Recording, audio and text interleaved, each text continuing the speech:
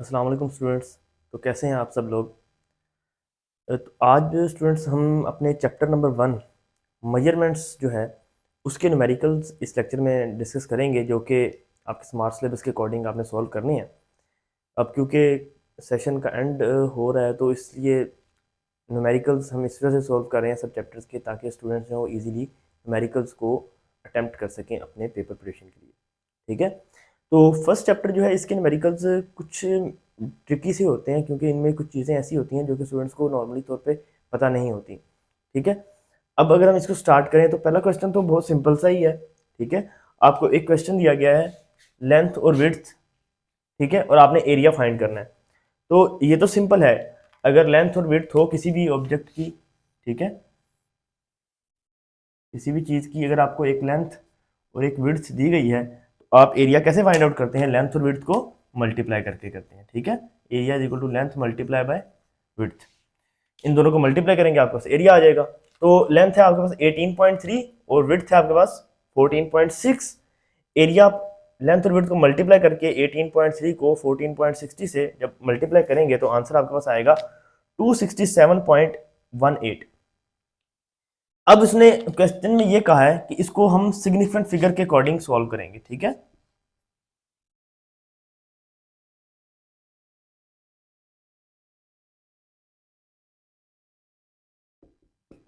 ठीक है, appropriate significant figure के कितने सिग्निफिकेंट फिगर होने चाहिए।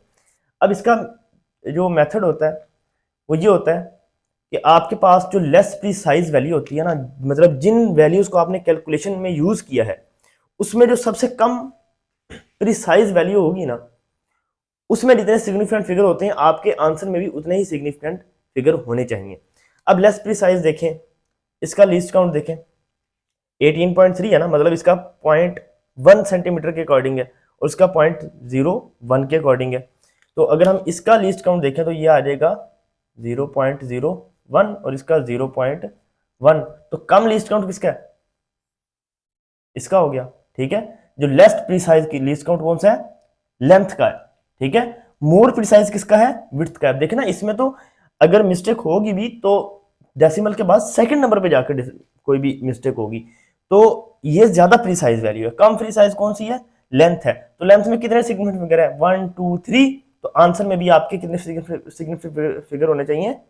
3। तो 267। तो 267 आपका अप्रोप्रिएट सिग्निफिकेंट फिगर वाला आंसर होगा। ठीक है, तो जब भी आप मेजरमेंट कर रहे हैं या कैलकुलेशन कर रहे हैं तो आपने अपनी आंसर को लेस प्रिसाइज नंबर जितना रखना होता है, कि जितनी चीजों को आपने ऐड किया, प्लस किया, माइनस किया, डिवाइड किया, उनमें जो सबसे कम प्रिसाइज वैल्यू थी उसमें जितने सिग्निफिकेंट फिगर होते हैं आपके आंसर में भी उतने ही सिग्निफिकेंट फिगर्स होने चाहिए। तो पहले क्वेश्चन का ये आंसर था। ठीक है, अब नेक्स्ट देखें, आपके पास 4 मैसेज दिए गए हैं केजीज में। ठीक है, एक ये मैच है, ये है, ये 4 मैसेज है, इनका टोटल मैच निकालना है और इसमें भी वही काम करना है कि सिग्निफिकेंट फिगर को सॉल्व करना है। ठीक है, आपने चारों मैथ्स को ऐड किया, आपके पास आंसर आ गया 20.445। क्या आ गया? 20.445। डेसिमल के बाद 3 डिजिट है।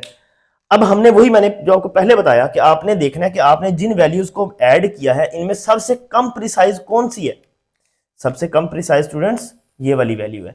देखें, डेसिमल के बाद सिर्फ एक नंबर है, तो डेसिमल के बाद जितने नंबर ज्यादा होंगे वो वैल्यू मोर प्रिसाइज होती है। ठीक है, लेकिन हमने कौन सी देखनी होती है? Less precise. लेस प्रिसाइज कौन सी है? 13.9 है। तो इसमें कितने डेसिमल सिग्निफिकेंट फिगर है? 3। तो आपके आंसर में भी 3 सिग्निफिकेंट फिगर होने चाहिए, 1 2 एंड 3। तो आपका आंसर यहां तक राउंड ऑफ हो जाएगा।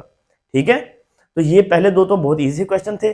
थर्ड वाला जो है ये थोड़ा लेंथी भी है और उसको समझना भी जरा आपके लिए इंपॉर्टेंट है, इसको अच्छे से समझिएगा। एक क्वेश्चन है जिसमें वर्नियर कैलिपर के लीस्ट काउंट के अकॉर्डिंग, ये लीस्ट काउंट किसका दिया गया है?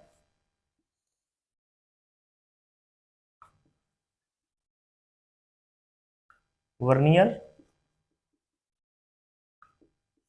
कैलिपर। ठीक है, वर्नियर कैलिपर का लीस्ट काउंट है, मतलब वर्नियर कैलिपर से डायामीटर को मेजर किया गया है और लेंथ को मेजर किया गया है। हमें इसका वॉल्यूम निकालना है और वॉल्यूम में अनसर्टेनिटी कितनी है वो निकालनी है।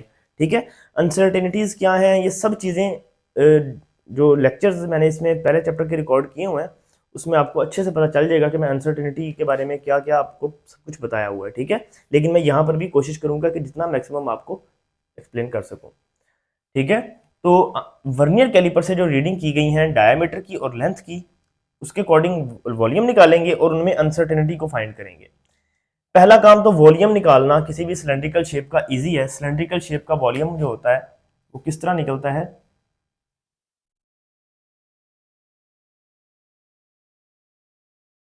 ये इसकी लेंथ है यहां से लेके यहां तक, ठीक है, और ये इसका डायामीटर है, ठीक है। तो इसकी वॉल्यूम निकालने का फॉर्मूला क्या है, पाई आर स्क्वायर एल।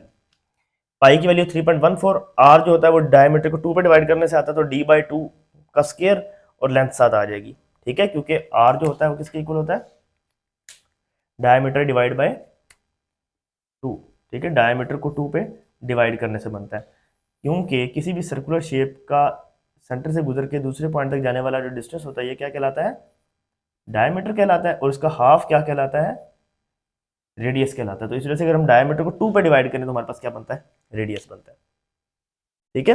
तो यहाँ पर आप वैल्यूज पुट कर दें, 3.14, डायमीटर है 1.22 डिवाइड बाई 2 का स्क्वायर, और लेंथ है 5.35। जब इसको सोल्व करेंगे तो आंसर आपके पास आ गया 6.25 सेंटीमीटर क्यूब। वॉल्यूम तक तो ये आंसर सही है, लेकिन अभी हमने इसमें कोई अनसर्टेनिटी को फाइंड आउट नहीं किया, ठीक है। तो अनसर्टेनिटी निकालने के लिए क्वेश्चन में आपने जब अनसर्टेनिटी निकालनी होती है तो देखना होता है कि फॉर्मूला में आपने कौन कौन सी चीज को यूज किया है। फॉर्मूला में आपने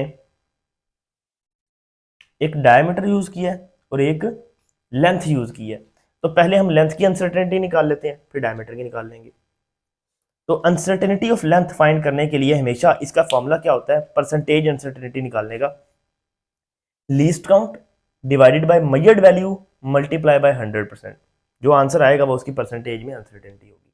तो लीस्ट काउंट कितना था, 0.01, मेजर्ड वैल्यू क्या है लेंथ की, 5.35, मल्टीप्लाई बाय 100 किया, आंसर आ गया 0.19%। 0.19% अनसर्टेनिटी किसके अंदर है, लेंथ के अंदर है।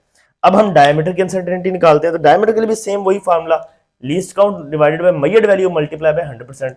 तो ये परसेंटेज अनसर्टेनिटी निकालने का फॉर्मूला, अगर हम इसको 100 से मल्टीप्लाई ना करें तो ये फ्रैक्शनल अनसर्टेनिटी कहलाती है, अगर 100 से मल्टीप्लाई करते हैं तो ये परसेंटेज अनसर्टेनिटी बन जाती है, ठीक है। तो 0.01 डिवाइडेड बाय मेजर्ड वैल्यू कितनी है, 1.22 है डायमीटर की, ठीक है, मल्टीप्लाई बाय 100, तो आंसर आ गया 0.82, ठीक है, डायमीटर की अनसर्टेनिटी। अच्छा, लेकिन डायमीटर के ऊपर क्या आ रहा है, स्क्वायर आ रहा है। तो आपने ये चीज जरूर याद रखनी है कि जब भी फार्मूले में किसी भी चीज पे स्क्वायर आता है तो वो सिंपल अनसर्टेनिटी से सोल्व नहीं होगा, उसका पावर फैक्टर ऐड हो गया। कितनी आ गई पावर, यहाँ पे पावर 2 आई है ना, तो अब हम इसकी परसेंटेज अनसर्टेनिटी को 2 से मल्टीप्लाई करेंगे। अगर फॉर एग्जांपल यहां पर क्यूब होता तो आप इसकी अनसर्टेनिटी को 3 से मल्टीप्लाई करते, अगर लेंथ पर स्क्वायर होता तो लेंथ की अनसर्टेनिटी को भी 2 से मल्टीप्लाई करते। तो ये आपने याद रखना है कि जिस भी फॉर्मूले को आप सोल्व कर रहे हैं उसमें लेंथ पे अगर स्क्वायर है या डायमीटर पर स्क्वायर है तो उसकी अनसर्टेनिटी को भी 2 से मल्टीप्लाई करना पड़ेगा, ठीक है। तो यहां पर देखें कि डायमीटर की जो अनसर्टेनिटी है 0.82, इसको आपने 2 से मल्टीप्लाई किया तो आंसर क्या आया, 1.64। तो ये पावर फैक्टर मैंने आपको पढ़ाया भी था इस मतलब फर्स्ट चैप्टर के लेक्चर में कि पावर फैक्टर क्या होता है, कि जो अनसर्टेनिटी जिस फॉर्मूले में आप यूज कर रहे हैं, ठीक है, लेंथ को डायमीटर को या किसी भी चीज को फॉर्मूला में यूज कर रहे हैं और उसके ऊपर स्क्वायर क्यूब पावर 4 5 जो भी आ रही है तो उसकी अनसर्टेनिटी को हम उस नंबर से मल्टीप्लाई करेंगे जो उसकी पावर में होगा, ठीक है। तो इस टाइम पावर में कौन सा है, डायमीटर में, डायमीटर की पावर में क्या है, 2 है, तो डायमीटर की अनसर्टेनिटी को हम 2 से मल्टीप्लाई कर देंगे जो कि 1.64% आ जाएगा। तो अब हम करेंगे टोटल अनसर्टेनिटी। इस पूरे क्वेश्चन में टोटल अनसर्टेनिटी लेंथ में और डायमीटर में कितनी आ रही है, लेंथ में है 0.19 और डायमीटर की जो टोटल है वो है 1.64। तो इन दोनों को ऐड करेंगे 0.19 लेंथ की और डायमीटर की, तो 0.19 और 1.64% कितना हो गया, 1.83। तो मतलब जो हमने ये कैलकुलेशन की है, ठीक है, ये जो हमने कैलकुलेशन की है इसमें 1.83% अनसर्टेनिटी पाई जाती है, ठीक है। So the volume 6.25 with uncertainty of 1.83, इसमें अनसर्टेनिटी है 1.83 की। तो अब हम 6.25 का 183% फाइंड आउट करेंगे। तो इसको किस तरह निकालेंगे, 6.25 मल्टीप्लाई बाय 1.83 डिवाइडेड बाय 100। तो इससे आप सॉल्व करें, आंसर आपके पास आ जाएगा 0.11। ठीक है, तो जब इस अनसर्टेनिटी को आप इसमें प्लस माइनस करके लिख सकते हैं। इस हमारे जो वॉल्यूम हमने फाइंड आउट किया 6.25, ये प्लस 0.11 हो सकता था या माइनस 0.11 हो सकता था। तो अनसर्टेनिटी होती ही ये चीज़ है कि हमारी वैल्यू कितनी अनसर्टन हो सकती है। तो हमारी वैल्यू जो वॉल्यूम हमने मेजर किया ये इतना अनसर्टन हो सकता था, ये इतना कम भी हो सकता था और इतना ज़्यादा भी हो सकता था। ठीक है, तो आई होप कि आप लोगों को ये पहले चैप्टर के न्यूमेरिकल अच्छे से समझ आ गए होंगे। ठीक है, 3 ही न्यूमेरिकल थे, जिसमें ये थर्ड न्यूमेरिकल जो है ये थोड़ा सा कॉम्प्लेक्स था। जो टर्म्स थी मैंने अपनी तरफ से आपको बहुत अच्छे से समझाई हैं। उम्मीद है कि आप लोगों को अच्छे से समझ आया होगा। अगर फिर भी कन्फ्यूजन हो तो आप प्रीवियस वीडियोज़ में अनसर्टेनिटी वाले टॉपिक देख सकते हैं, वहाँ पर ईजीली आपको समझ आ जाएंगी। अपना ख्याल रखिएगा। अल्लाह हाफिज़।